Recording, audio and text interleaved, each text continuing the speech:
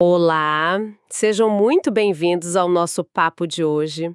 A gente vai mergulhar num material que, olha, me pegou de um jeito bem especial. São trechos do audiolivro Talvez a Sua Jornada Agora Seja Só Sobre Você, do Ian de Albuquerque. É um convite, assim, para a gente falar de autoconhecimento, amor próprio e daquela fase da vida que, sabe, a gente sente que precisa virar o foco para dentro. Exato. A ideia que vai guiar a gente aqui é bem poderosa, né? É sobre entender que, às vezes, a grande jornada não é encontrar alguém, mas sim se reencontrar. A missão aqui é tentar desvendar o que isso significa na prática. Totalmente. E o autor já começa de um jeito muito simbólico. Ele nos dá uma imagem para essa jornada, que é a do caracol. Eu achei, nossa, genial. A do caracol é ótima. O caracol simboliza esse processo, que é lento, sabe? É gradual, não dá pra gente apressar. Isso. Ele carrega a própria casa, assim como a gente carrega quem a gente é, com as nossas inseguranças, os nossos medos. E o mais interessante é que esse casco, que parece um peso, é também a nossa proteção. É a nossa fortaleza ambulante. E essa lentidão do caracol já quebra uma primeira expectativa, né? Com certeza. A gente vive num mundo que cobra resultado para ontem, cura instantânea, e o livro já chega e fala: calma, respira, o seu processo tem o próprio ritmo. Exato. Então, vamos direto para o coração da coisa, para a frase que dá nome ao livro? Talvez a sua jornada agora seja só sobre você. Parece simples, mas a profundidade disso é gigante.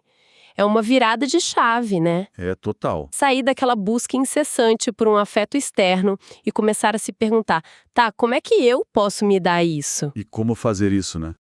E em vez disso, se olhar no espelho e se convidar para um bom vinho. Essa é a proposta. Sim. Mas é muito importante a gente pontuar que o livro não romantiza esse processo. Não mesmo. Pelo contrário, ele coloca o dedo na ferida. Ele diz algo que pouca gente tem coragem de dizer. Todo mundo fala vai ficar tudo bem, mas o que ninguém fala é o quanto você vai se sentir insuficiente até ficar tudo bem. Nossa, essa frase é pesada. E muito real. É muito real. Existe uma fase de deserto aí no meio. Um período em que você se olha no espelho e talvez não se reconheça. A solidão dói de verdade. E essa dor que torna o processo verdadeiro, né? Não é um post de Instagram. Exatamente. E é aí que a metáfora do caracol volta com tudo. O texto diz que o processo precisa ser lento para que você não tropece em si mesmo. É uma imagem muito bonita. É linda.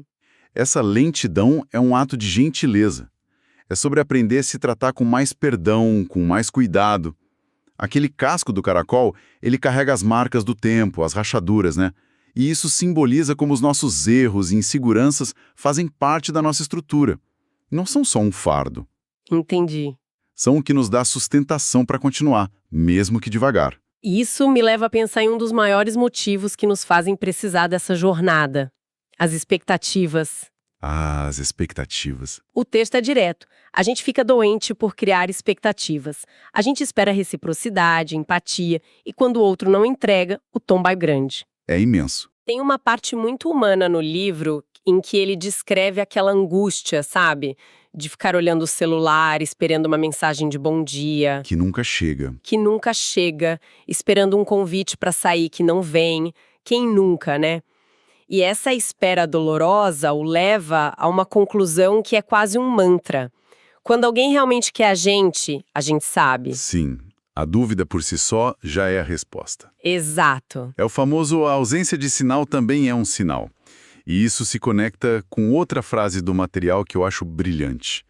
Se você está em dúvida, é porque talvez você já saiba a resposta. No fundo, a gente sabe. A gente sabe, a intuição grita, mas a gente tenta abafar com a esperança. Pois é, mas aí eu te pergunto, essa sugestão de recolher toda e qualquer expectativa é possível mesmo, na prática? Boa pergunta. Viver sem esperar nada de ninguém não é uma forma de se isolar, de criar uma armadura tão grossa que nada mais entra, nem o que é bom. Acho que essa é a questão central.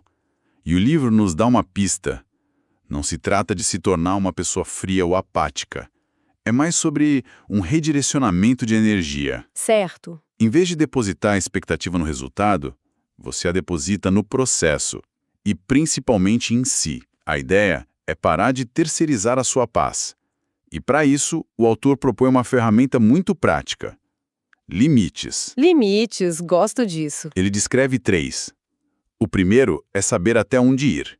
É ter aquele termômetro para medir o interesse do outro. E não se tornar insistente, sabe?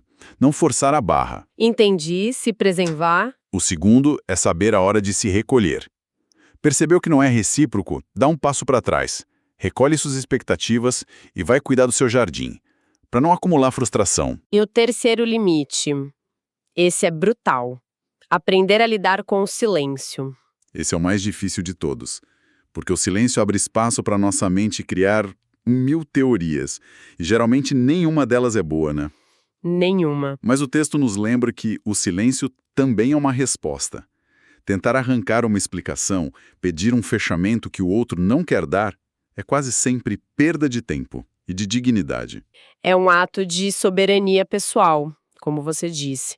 E essa sucessão de términos, de silêncios, de frustrações, leva a um sentimento que o livro descreve de forma perfeita: o cansaço de recomeçar. Nossa, sim. É uma exaustão emocional, sabe? A sensação de ter que desmontar o Lego de uma vida a dois, guardar as memórias e, ufa, começar tudo de novo. A gente se pergunta, de novo? Mais uma vez não deu certo. É isso. É um cansaço que pesa na alma. Mas, de novo, o autor vira a chave e oferece uma perspectiva transformadora. Ele diz: perder nem sempre significa que é o fim para você.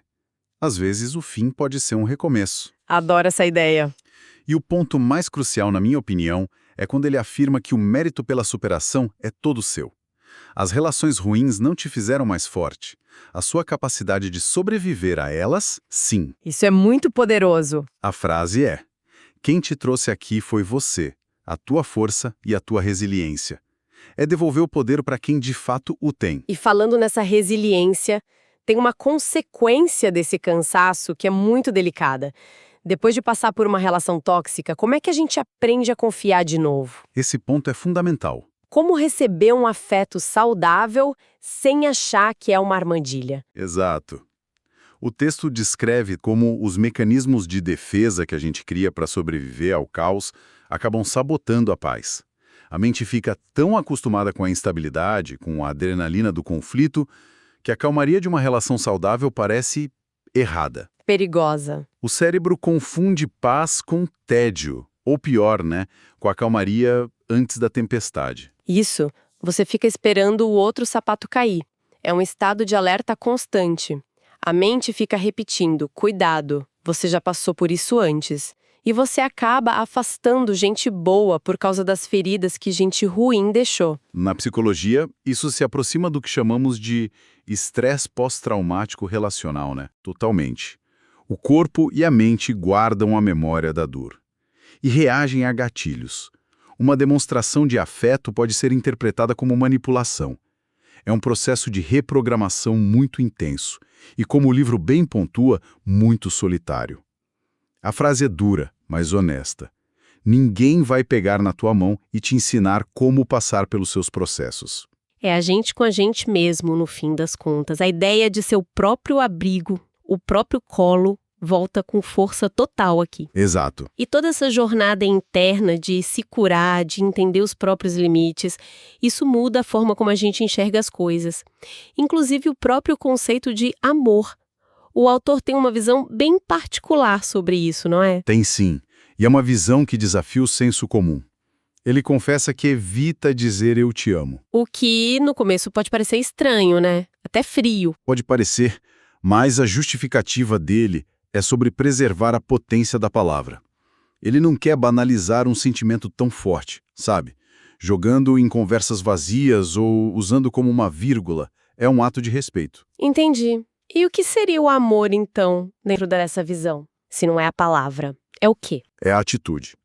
O amor que o texto descreve é leve, é genuíno, é libertador e, acima de tudo, recíproco. É algo que se manifesta no cuidado, na observação, em lembrar daquele detalhe bobo que você comentou semanas atrás. É a consistência do gesto, não a grandiosidade da declaração. Perfeito. A prova do sentimento está na ação cotidiana. O que nos traz, inevitavelmente, para a importância da comunicação. Tem uma frase no material que eu adorei. Não há nada mais sexy do que alguém que diz o que sente. Essa é ótima. É sobre isso. A falta de clareza, o jogo de adivinhação, o não dito, é isso que cria as dúvidas, as inseguranças, a distância. Destrói completamente. E o autor usa uma metáfora poderosíssima para o fim de uma relação sem diálogo. Ele diz que o sentimento que fica é como aquele sinal no final de uma ligação não atendida. Nossa, que imagem forte! É um eco, um vazio que fica ressoando. A ausência do que não foi dito dói mais do que qualquer palavra dura.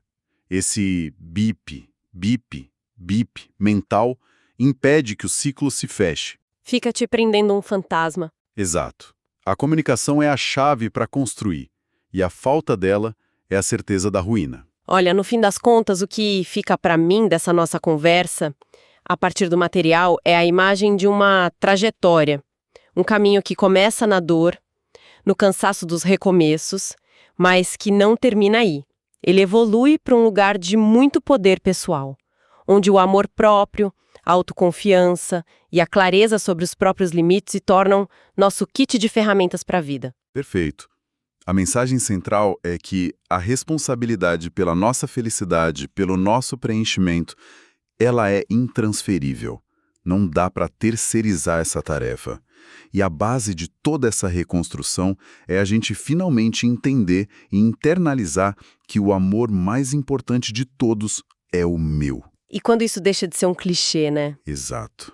Quando vira uma verdade sentida no corpo, na alma, a dinâmica de todas as outras relações se transformam. Você para de buscar no outro o que só você pode se dar. E para a gente fechar, fica uma reflexão final, inspirada por uma ideia do livro que parece contraditória, mas não é. O autor diz que, por um lado, somos todos substituíveis, ninguém é insubstituível, mas, ao mesmo tempo, somos únicos e incríveis. As duas coisas. Provocação que fica é: como a gente equilibra essas duas verdades no dia a dia? Como cultivar a humildade de saber que o mundo não gira ao nosso redor e, ao mesmo tempo, nutrir a autoestima de reconhecer o nosso valor, a nossa singularidade nessa jornada de ser só sobre a gente? Fica aí o pensamento.